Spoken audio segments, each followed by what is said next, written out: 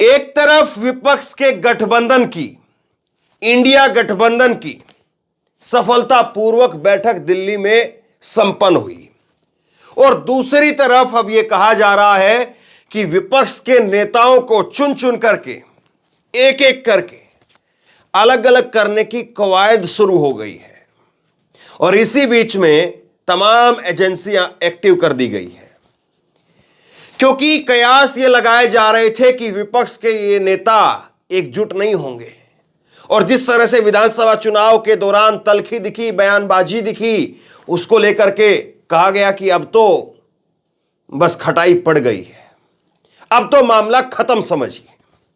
लेकिन ऐसा होता हुआ नजर नहीं आया और दिल्ली के अंदर जब बैठक हुई तो उस बैठक में तमाम नेता पहुंच गए और ना केवल पहुंचे बल्कि सीट शेयरिंग को लेकर के सहमति बनती हुई नजर आई, कॉमन मिनिमम एजेंडे के ऊपर सहमति बनती हुई नजर आई और किस तरह से देश भर में अब बड़ी बड़ी रैलियां की जाए, इसको लेकर के क्या कुछ रूपरेखा बनेगी, इन सारे मुद्दों को लेकर के विपक्ष के नेताओं की सहमति बनती हुई नजर आई। और अगर यह सहमति बन जाती है, सब लोग अपनी हां में हां इंडिया गठबंधन के अगर एक साथ मिलाते हुए बढ़ते हैं तो फिर बीजेपी के लिए मुश्किल खड़ी हो जाएगी, क्योंकि अभी तक इस इंडिया गठबंधन से एक भी नेता वो टूट करके नहीं गया है। कुछ न कुछ पार्टियां जुड़ी हैं, 16-17 पार्टियों से आज 28 पार्टियां इस इंडिया गठबंधन का हिस्सा बन चुकी हैं और मेरे हाथ में लालू प्रसाद यादव को, तेजस्वी यादव को जो ईडी की तरफ से नोटिस भेजा गया है उसकी डिटेल है। जब केजरीवाल को दोबारा से नोटिस भेजा गया है उसकी भी डिटेल है। हेमंत सोरेन को ईडी की तरफ से फिर से बुलावा भेजा गया है उसकी भी डिटेल है। और क्या इस कड़ी में, इस डिटेल में ईडी सीबीआई की फेहरिस्त में दोबारा से क्या फिर सोनिया गांधी और राहुल गांधी का भी नंबर, उनका भी नाम आने वाला है? सवाल यह है। अब सवाल यह भी है कि विपक्ष के तमाम नेता जिनको बार बार बुलाया जा रहा है, क्या वो अपनी हाजिरी लगा करके, पेशी लगा करके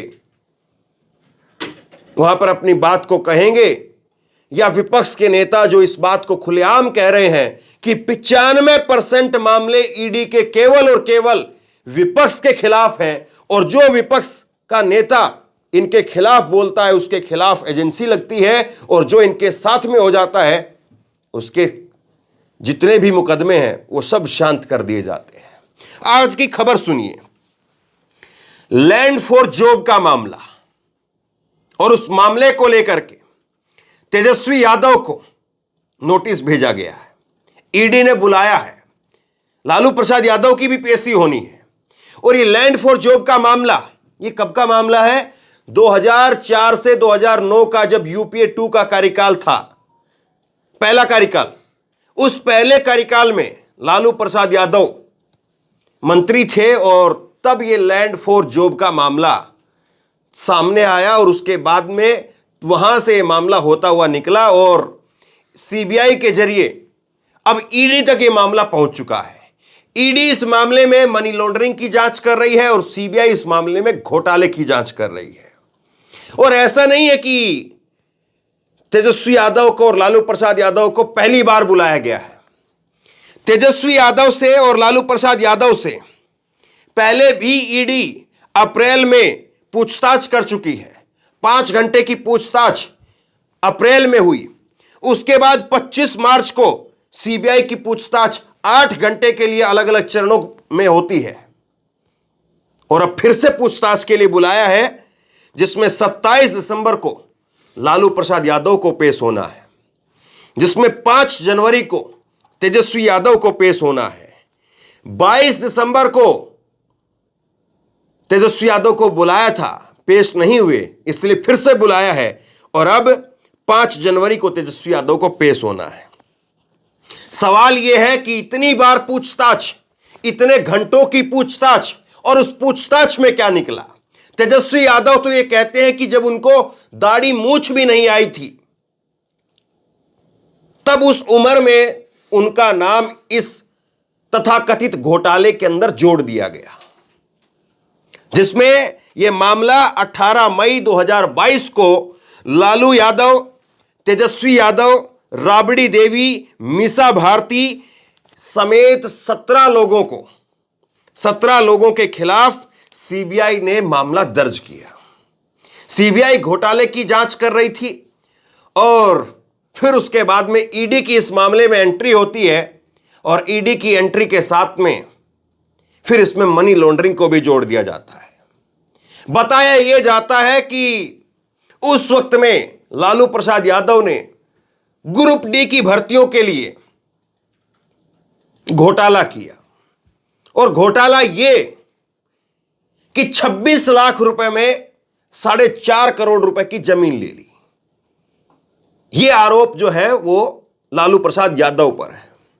लेकिन उसके बाद में लालू प्रसाद यादव से अभी जब पूछताछ हो रही है और इस मामले में तेजस्वी यादव का नाम भी शामिल उसके बाद कर दिया गया था, तो अब सवाल यह है कि क्या लालू प्रसाद यादव के जरिए जो जातीय जनगणना का मुद्दा नीतीश कुमार ने सिरे चढ़ाने का काम किया बिहार के अंदर, उसको डेंट लगाने की, या लालू प्रसाद यादव एक छत्रप नेता बताए जाते हैं और नीतीश और लालू प्रसाद यादव की और उसके साथ में अब कांग्रेस का जो गठबंधन है, क्या बिहार में 40 सीटों के ऊपर असर है? और जो बीजेपी 39 सीटें जीत करके आई थी 2019 में, वो प्रदर्शन ना दोहरा पाए, इसीलिए ये डर है। और क्या लालू प्रसाद यादव, तेजस्वी यादव, नीतीश कुमार और राहुल गांधी की जो जोड़ी बन रही है, उसको तोड़ने के लिए ये सारी चीजें की जा रही है। और लालू प्रसाद यादव के बारे में जिस तरह से पहले भी कितनी सारी चीजें चली हैं व्हाट्सएप यूनिवर्सिटी से लेकर के और तमाम अलग अलग मीडिया चैनलों पर, कि इतनी लोहे की पिन मिली, गड्डियां निकाल करके इतना बड़ा कूड़े का अंबार बन गया था लोहे का, तो ना जाने किस किस तरह से खबरें चलाई गई हैं। और तेजस्वी यादव तो कहते हैं कि जिस वक्त में उनकी मूंछ दाढ़ी नहीं आई थी, उनका नाम जोड़ दिया गया था। तो ये अब फिर से मामला जो है इसको लेकर के सामने आ गया है। अब दूसरे नंबर पर बात करिए अरविंद केजरीवाल की।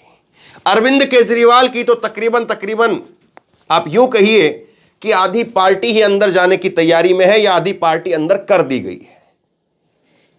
मनीष सिसोदिया जेल के अंदर, अब वो स्वास्थ्य कारणों से और अपनी पत्नी की वजह से उनको बीच में कुछ जमानत मिलती है। सत्येंद्र जैन उससे पहले, अब स्वास्थ्य कारणों की वजह से वो बाहर है। फिर उसके बाद में संजय सिंह, उनसे भी पूछताछ और पूछताछ के बाद में वो भी अंदर। और अब अरविंद केजरीवाल की बारी जो है वो बीजेपी के नेता खुलेआम ऐलान करते हैं, मनोज तिवारी से लेकर के गौतम गंभीर से लेकर के और बीजेपी के तमाम नेता दिल्ली प्रदेश के, वो कहते हैं कि अब अरविंद केजरीवाल की बारी है और अरविंद केजरीवाल को अब अंदर जाना होगा। ये खुलेआम डंके की चोट पर कहा जाता है। तो क्या वाकई अरविंद केजरीवाल को अब अंदर भेजने की तैयारी चल रही है, या फिर इस बात को बीजेपी यूं कहने की या यूं लोगों के बीच में पहुंचाने की कोशिश भी कर रही कि देखिए ये लोग तो अंदर जाना ही चाहते हैं, इसीलिए ईडी के संबंध पर आ नहीं रहे हैं। ईडी ने अरविंद केजरीवाल को पहली बार 2 नवंबर को बुलाया और उस वक्त सुबह सुबह वो खबर मैंने आपको बताई थी। लेकिन अरविंद केजरीवाल ने एक जवाब जो है वो भेजा कि ये आप जो बुलावा मुझे भेज रहे हैं, ईडी की तरफ से जो बुलावा आया है, ये राजनीति से प्रेरित है। ये राजनीति से प्रेरित है ये मामला, और इस मामले में पहले भी हमारे पार्टी के तरफ से, नेताओं की तरफ से जवाब दिया जा चुका है। यह कहकर के अरविंद केजरीवाल मध्य प्रदेश में चुनाव प्रचार के लिए निकल गए, रोड शो किया। और यह खबर उस वक्त में 2 नवंबर को मैंने मध्य प्रदेश से ही आपको बताई थी। लेकिन उसके बाद में ईडी ने फिर से बुलावा भेजा, अभी बुलावा भेजा 2 रोज पहले 21 दिसंबर को। लेकिन अरविंद केजरीवाल ने फिर से इसको बताया कि यह राजनीति से प्रेरित है और अरविंद केजरीवाल विपासना पर निकल गए। अब अरविंद केजरीवाल को अगला नोटिस भेजा गया है 3 जनवरी को। 3 जनवरी को अगला नोटिस भेजा गया है। और यह अगला नोटिस जो 3 जनवरी को भेजा गया है, इसको आप यूं भी कह सकते हैं कि केजरीवाल को पूरा घेरने की तैयारी है।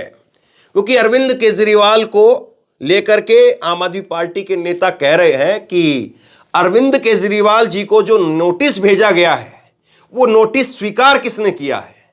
अरविंद केजरीवाल तो विपासना में है, ना वहां पर टीवी है, ना न्यूज चैनल है, ना मोबाइल है, कुछ है ही नहीं वहां पर।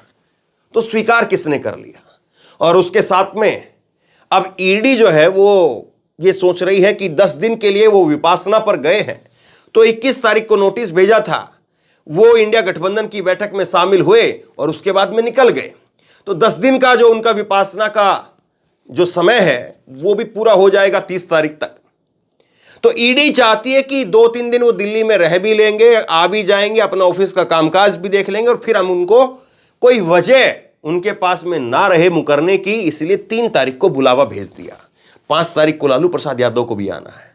लेकिन इस मामले के अंदर केजरीवाल को लेकर के जो तथाकथित शराब घोटाले का मामला कहा जाता है, इस मामले के अंदर यह मामला तब से चल रहा है जब से अरविंद केजरीवाल के ऊपर शिकंजा कसने की तैयारी हुई और उनके मंत्रियों को भेजने एक के बाद एक लगातार जेल के पीछे डालने की तैयारी हुई। लेकिन इस मामले में कोर्ट की तरफ से भी एक बार यह कहा गया कि सबूत कहां पर है, चेन कहां पर है, किससे पैसा लिया, किसको पैसा दिया, कहां पर पैसा दिया, वो पैसा कहां पर है, ये सबूत बताइए। और कोर्ट एक बार यह भी कह चुका है कि जब आपका केस क्रॉस एग्जामिनेशन के लिए जाएगा तो 2 मिनट में आपका केस गिर जाएगा। लेकिन उसके बावजूद ईडी की फिर से तैयारी है। ईडी फिर से कुछ ना कुछ चीजें जुटा करके अरविंद केजरीवाल को बुलाने की तैयारी है। और आम आदमी पार्टी कह रही है कि अरविंद केजरीवाल को ईडी नहीं बुला रही है, अरविंद केजरीवाल को जेल के द्वारा बुलाया जा रहा है, कि अरविंद केजरीवाल को एक बार ईडी के पूछताछ में शामिल करवाया जाए।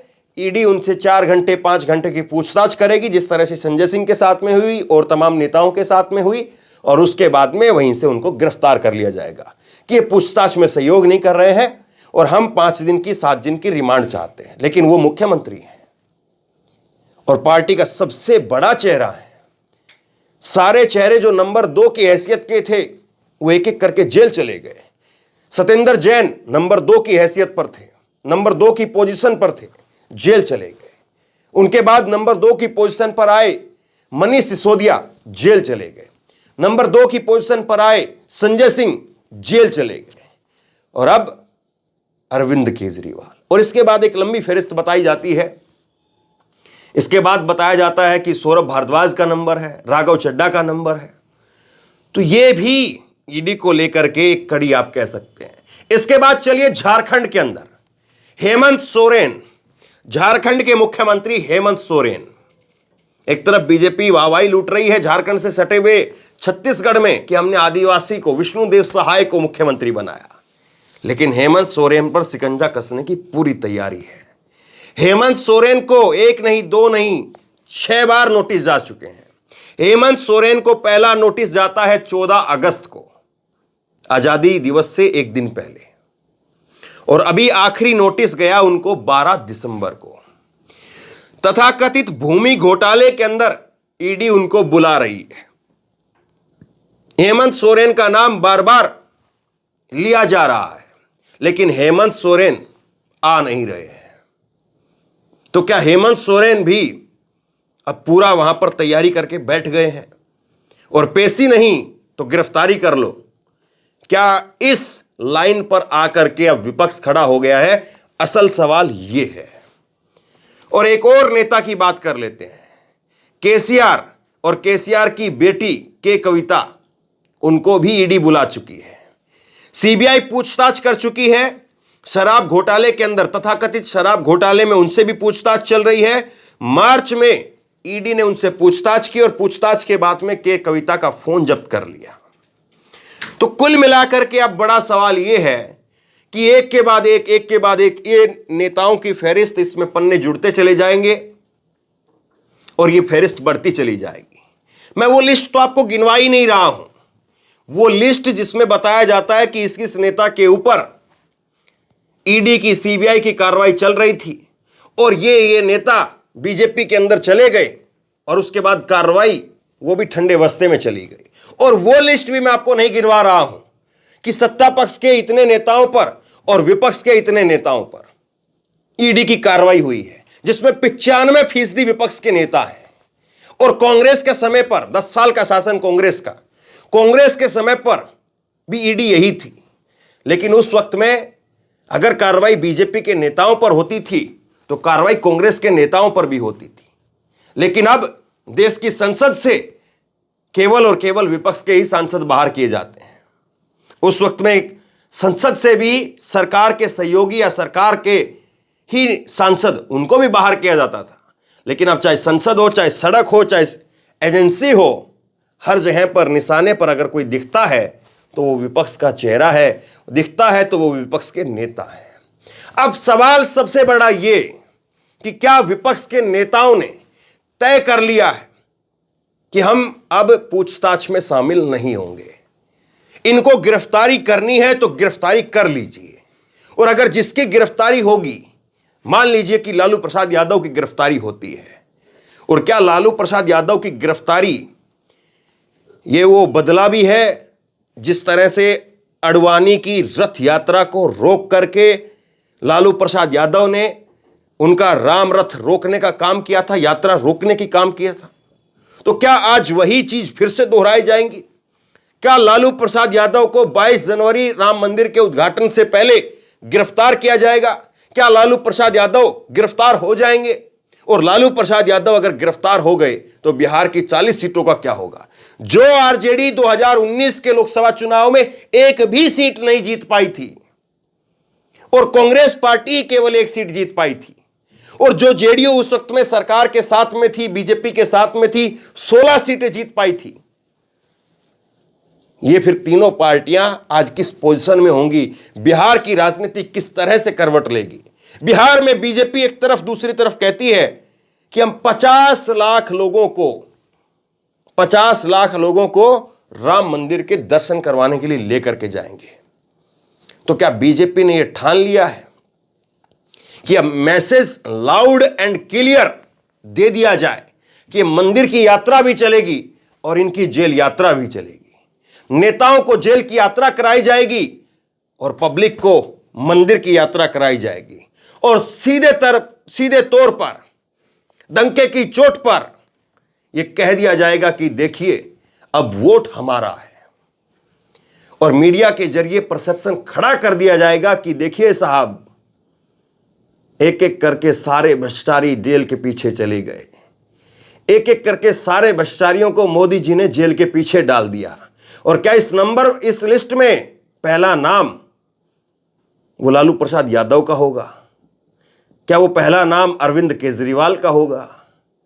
और क्या इस लिस्ट में फिर राहुल गांधी, सोनिया गांधी, वो तमाम नाम भी जुड़ेंगे? और राहुल को अगर मोदी सरनेम मामले में जेल यात्रा नहीं करा पाए तो क्या ईडी सीबीआई के जरिए होगा? क्योंकि राहुल को लेकर भी लगातार तलवार लटकी हुई है। होता है क्या? सबसे बड़ा सवाल यही है। लेकिन विपक्ष ने अब क्या तय किया है वो अगले 3 से 4 रोज में आपको दिखाई देने लगेगा। 3 से 4 रोज में विपक्ष के नेताओं की जो रणनीति है, नीति है, वो दिखाई देने लगेगी कि विपक्ष के नेता पेशी के लिए तैयार होते हैं या जेल के लिए तैयार होते हैं। और फिर तय जनता को करना है। तय जनता को करना है कि नेताओं के अंदर उनको भ्रष्टाचारी नजर आते हैं या वो नेता उनको लेकर के सवाल पूछे जाते हैं जिनको लेकर के ईडी सीबीआई का शिकंजा कसने ही जा रहा था बस, लेकिन वो भाजपा में चले गए और उसके बाद सारे मामले ही ठंडे पड़ गए। तो इसको लेकर के फिर जनता तय क्या करेगी? सवाल फिर ये भी उठेगा। आप क्या सोचते हैं? नीचे कमेंट बॉक्स में लिख करके जरूर बताइए। इस वीडियो को शेयर कीजिए, खूब शेयर कीजिए, लोगों तक पहुंचाइए, और इसी तरह की तमाम खबरों के लिए ऑनलाइन न्यूज इंडिया को सब्सक्राइब कीजिए। साथ में जो बेल आइकन है, घंटी है, उसको जरूर दबाइए ताकि जैसे ही कोई खबर अपलोड करें उसकी नोटिफिकेशन सीधे सबसे पहले आपको मिल सके, अगर ये वीडियो फेसबुक पर देख रहे हैं तो फेसबुक पर हमारे पेज को लाइक कीजिए, फॉलो कीजिए और इस खबर को शेयर कीजिए। आपका बहुत बहुत धन्यवाद।